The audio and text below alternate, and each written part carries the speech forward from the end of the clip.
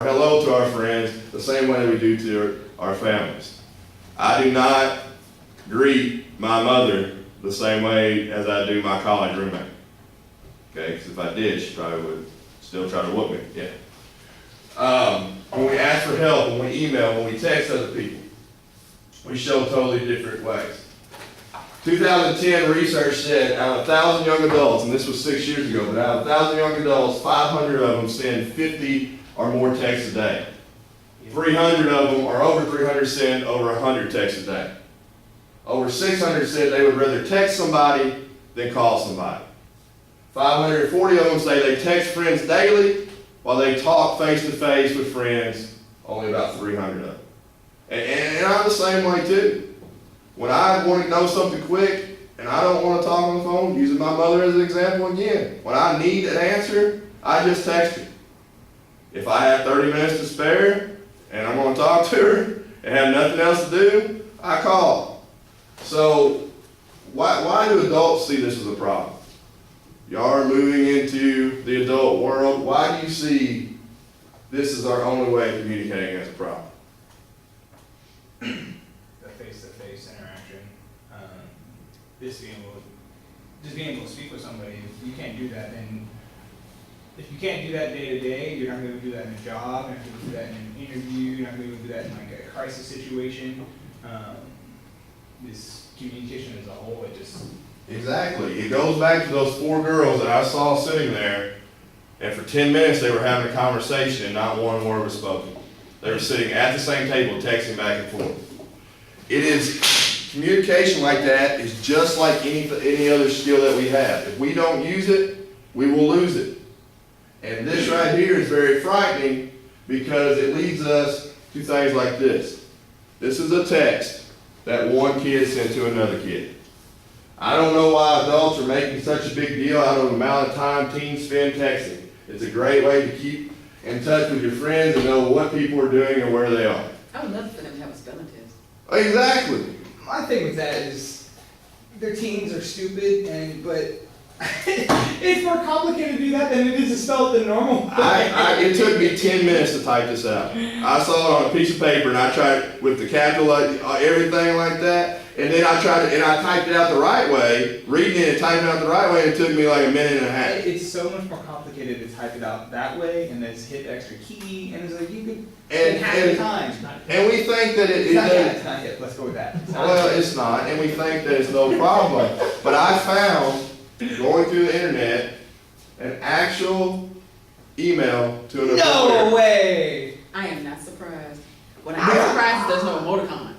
Well, I was waiting on. You're not serious, are you? I promise. The employer posted this, and as dear employer, I would like to apply for the time customer service position I saw advertised on Facebook. I attached my resume and hope you will agree that my skills and interests are directly related to the position you have available. I would appreciate an opportunity to meet with you in person to discuss why I would make an excellent employee for your company. And what I love is the little thank you TY at the bottom. I like the way opportunity is spelled. Well, and until I started reading this, I didn't realize that the capital O was for a long O. That's why they don't put it. You know, I was like, hop. I was like, what? I was like, oh, that's hope.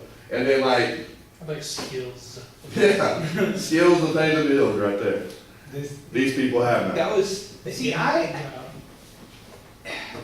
can understand if you you mess around with your friends, you type stuff out like that, just mess with them or whatever.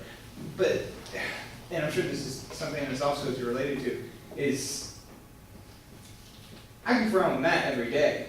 But an example is, he called me earlier today about a housing issue. We goof around as if you have notes in class, but there's always that line where that professionalism is needed. That right there is, I don't know who to blame for that, honestly. We blame, and that's the whole conversation. What? Residential directors. No, false. And that's the whole conversation, and that's why I'm leaning towards, and this is why I want to do my dissertation on this, because I think the schools are to blame. I am a middle school teacher, and I truly believe that we don't spend enough time teaching the proper way to write letters, the proper way to do things in the real world, and then they think this is okay. Middle school kids, you talk about that line of professionalism that you have, a lot of them, not all of them, but a lot of them think that there's nothing wrong with this. That's how I talk. It's phonetically correct. I can read it, they can read it, and that's what I struggle with college and career, is showing them. I mean, in my college and career, we do mock interviews, we do resumes, we do letters to employers, and I show them this, and this is not how we do it.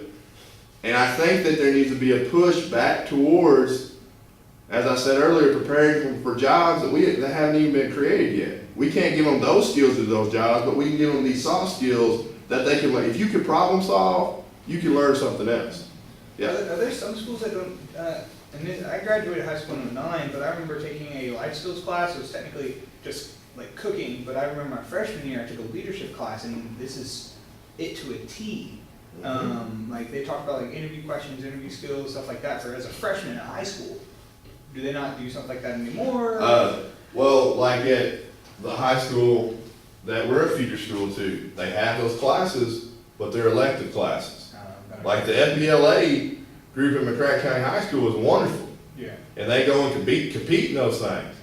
But if you're interested in biomedical, or you're interested in culinary, or you're interested in voc-tech school, you don't take those classes. Fair enough. So, you know, and when you got 2,000 kids there, it's hard to mandate. But at a high school that's small, I think this should be mandated. I think this should be a class. Networking, we talked earlier, and I think Dr. Burke said he did it in a class before, that there's a 6 degree of separation, that you connect everybody in 6 degrees. My favorite one, and I use that with Kevin Bacon. Oops, I have to click it. This is when I get bored, I go to this website. And you can connect any actor in the world to him in 6 movies or less. The ones that all my kids want to do is Kevin Hart. So Kevin Hart has a Bacon number. He's the first one. Of 2. He was in Grudge Match with Jacqueline Jackson, who was in JFK with Kevin Bacon. Yeah. Throw somebody else out there. Ingrid Bergman. I don't even know who that is. You're gonna have to tell me what the last thing. Oh, I think it's B-E-R. B-E-R. okay. Right? I believe so. Okay. She has one or 2. Seriously? John Wayne. So Quicksilver. I did John Wayne the other day. That's a good one though. And it, I think maybe that's low. So that she knows Georgianne Johnson, who knows. oh, she was in that movie with the guy in the middle. See, like, John Wayne was in a movie, was Brannigan with John Vernon, who was in Animal House with Kevin Bacon. Kevin Bacon was in Animal House? Yeah, he was the military, he was He the was the ROTC JSA, guy. ROTC. You're right. So, All is well. and this is, you know, pretty fun to do, but it shows us. Keanu Reeves is a good one. I bet that. Everyone else got a name. Alright, I'm sorry. Man, kids these days can't I just know, I'm be entitled. afraid of not being included. My participation one. He has, What? Ah. here, let me try this one. Clark Gable? He was in, good lord. He was in, Gone with the Wind. Let's try. Character was in R.I.P.D.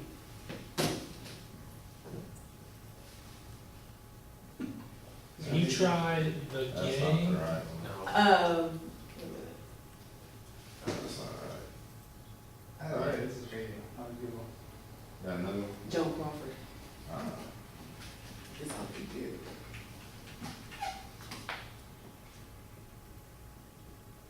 Seriously? They actually linked him. That's the Freaky thing. as all He's been hell. around so long, and he's been in such big, like JFK has a ton of people, Animal House has a ton of people, The Diner has a ton of people, Quicksilver has. So he's in those movies with the big ensembles, and then, especially in the 80s, 70s and 80s, that connect to the older ones. And then he's like, and I was like, today I pulled a dumb move. I was like, I wonder if he's ever been in one with Tom Hanks, and it popped up one. He was in Apollo 13. I was like, nah, I really feel dumb. I watch that movie all the time, and I forgot, so. It's like those movies like, it's Black Hawk Down. Yeah. There's countless famous actors. And it may just be one little part. It may just be one little part that they're in. But that's the thing that I was talking about as the different degrees for us. We have, mainly for us, we have 3 bullseyes, or a bullseye with 3 rings. The center ring is the people closest to us, our family, our friends, and then you go out a little bit more, it's the acquaintances, people you work with, people that you run across. And then the last one is the people that you want to know, the people that you want to get to know. But it goes back to what I said about the magnets thing. This degree of separation, you never know who's connected to who. If you're rude to this person, you may go for a job interview here, and those people are best friends. So you've got to be careful. Manners and attitude are very important in soft skills. That's Murray State University to a T. The university is so smart. You're right. Stories and gossip spread so fast. Better yet, I loved coming to Murray because it was a huge pond for me. I grew up in a high school of 120 people. And better yet, at that high school, my dad taught shop on this end, and my mom taught business and English on this end. I graduated with 31 people. And my first year, my freshman year, some of the seniors were going to take me somewhere, and we were going to do some mischievous things that boys do. That was first period. Fourth period in shop class, my dad said, "You're not going with so-and-so, or you're not going to go do this." So right then I knew. So when I came to Murray, I was in heaven. My parents were 2 hours away. Nobody knew what I was doing.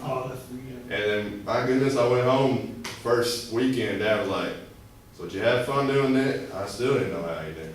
I still to this day don't know how he knew what I did. But the last thing is motivation and leadership. This is what I try to work on the most with kids.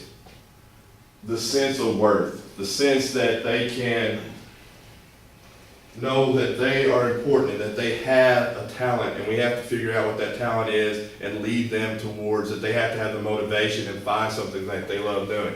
That they have to know what they need and use that to achieve their goals. What keeps us going? Like I tell them, my wife and 2 kids keep me going. That's why I do everything I do. That's why the decision, I told you earlier that I stepped down, my son was sick, from being a principal to going back to teaching. I love teaching. I love spending time with them. I don't like being at ball games 4 nights a week. I don't like being out to eat and people coming up to our table and saying, "How come y'all don't have this class at your high school?" Or getting a phone call at 2 o'clock in the morning because my ignorant track coach who was a volunteer deputy like Dwight on The Office, was cleaning his gun in a hotel room, and it went off and went through 3 hotel rooms, and I was talking to the Lexington Police Department. I didn't like that. So find out what keeps you going. Having your aim, your goal, your dreams keep you in direction, always keeping that positive attitude and direction. And we need to remember that the loudest and most demanding does not make you a good leader. Just because you're loud and just because you can demand stuff from people, that doesn't necessarily mean you're the best leader. If you can get the best out of people and help them be better, then that's when you're a good leader, okay? And that is the end of my soft skills. So, Great. I appreciate y'all letting me knock that out in my class. Appreciate the time put into it. I would have chosen whiskey too, so don't feel bad. Oh, I should never do choose whiskey. I never feel bad choosing whiskey. People introduce me to that, Billy Jane. Now we got to throw some eggs on the floor before you got here if you want to throw an egg on the floor. Yeah, we had to see the A and the bounce ball. It's about attitude. And the bounce ball, you throw it at a wall, and it's positive.